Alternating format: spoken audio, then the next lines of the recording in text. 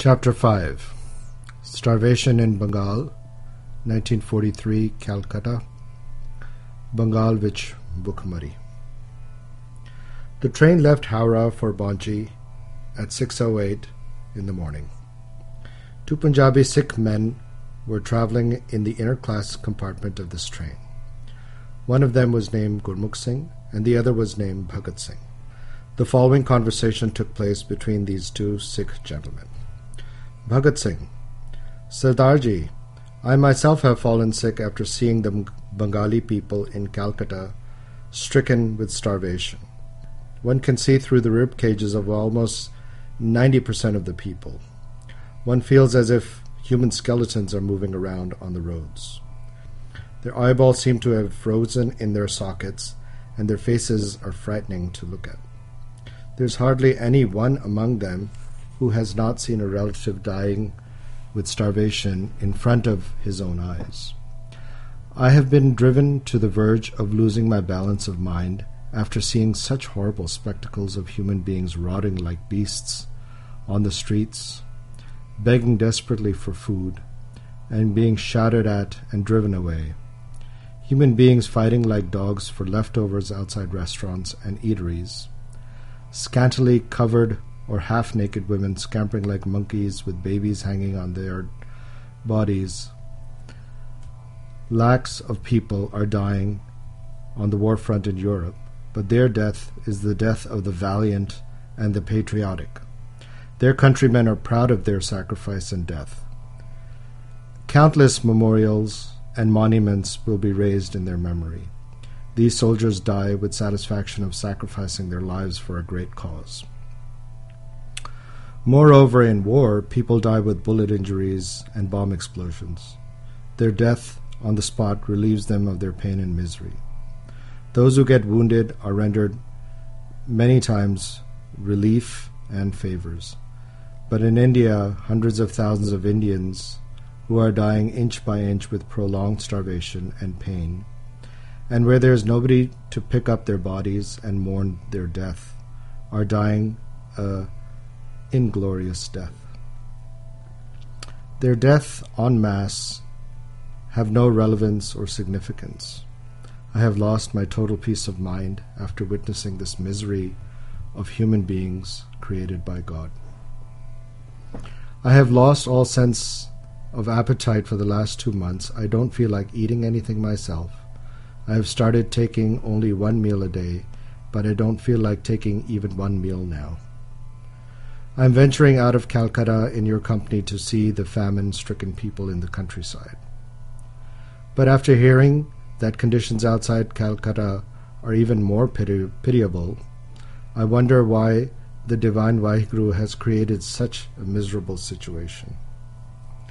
Gurmukh Singh: Respected Sardarji, I have great regard for your sympathy and compassion towards this human disposition. But pardon me, I do not agree with some of your views. Bhagat Singh: Why is it so, sir? Do you object to my point of view? Gurmukh Singh: Although it is not proper to call your views as objectionable, but at the same time your views are not based on any deep thinking and reflection. Bhagat Singh: Please be kind enough to explain the full impact of what you intend to say. Gurmukh Singh: My dear friend, you are not aware that only contrary phenomena can overpower each other. Water alone can extinguish fire. Fire cannot extinguish fire. Heat is required to reduce coldness. Cold is required to reduce heat. Similarly, sickness cannot remove disease. Good health alone can reduce sickness or disease. A patient, in order to relieve him of his sickness, should seek the help of a doctor. Contrary elements often overpower each other in this universe. According to this principle, if you are keen to relieve the people of Bengal of starvation and suffering, first you have to develop a sense of good health, great good health, in your own self or body. If your own mind is occupied with starvation, then wherever you go, you will see only starvation all around. How can you take out anything out of this empty vessel? Our mind is also a vessel which gives only that to the outside world, whatever it contains in itself. If you take starvation and suffering for granted, after having a glimpse over those who are starving and suffering, and yourself start starving and suffering, then you can neither relieve anybody's starvation and suffering, nor can you console them. You have reduced your own food intake after seeing starving people. Who benefits from your starvation and suffering? You yourself have admitted that you have fallen sick.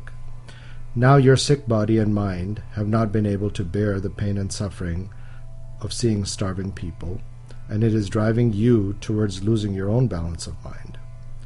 Suppose you find human conditions more appalling in the Bengal countryside than those in Calcutta. Then you will really fall sick and suffer from a mental condition. If things come to such an impasse, who will benefit from this situation? The people of Bengal will continue to suffer, but you will lose your health and balance of mind in this unreasonable bargain. Bhagat Singh: Respected Sardarji, I have never considered this aspect of this problem. I have taken pride in feeling sympathy towards these miserable people and their misery. But what you say is absolutely correct. I came to Bengal from Punjab with the mission of serving starving people of Bengal, but I feel sick after witnessing this miserable plight that exists in Bengal, and to the people of Calcutta because of starvation and suffering. I find a lot of substance in what you say, though. You are in high spirits, you are in Chardikla, even when you live in the midst of such misery and while serving those that are starving. Gurmukh Singh: My dear Bhagat Singh Ji, perhaps you have more milk of human kindness in yourself than I have, because you have come from Punjab to serve the people of Calcutta, but I keep on thinking deeply about this problem. When I look at the sick and suffering and poor and miserable people in the world, I fill myself with a feeling of good health, happiness, affluence, and tension free of thoughts. When I look at the sick, suffering, and poor, miserable people in the world, I fill myself with the feelings of good health, happiness, affluence, and tension-free thoughts. Then I try to serve and help those suffering on the base of these positive thoughts, instead of feeling miserable and out of sympathy for them.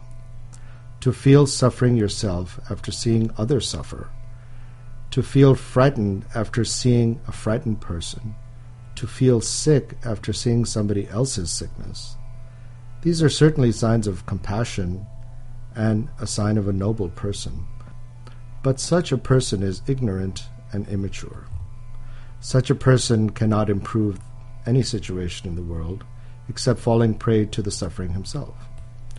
If a doctor himself falls sick because of the onset of the plague or cholera epidemic, how can that doctor serve anybody?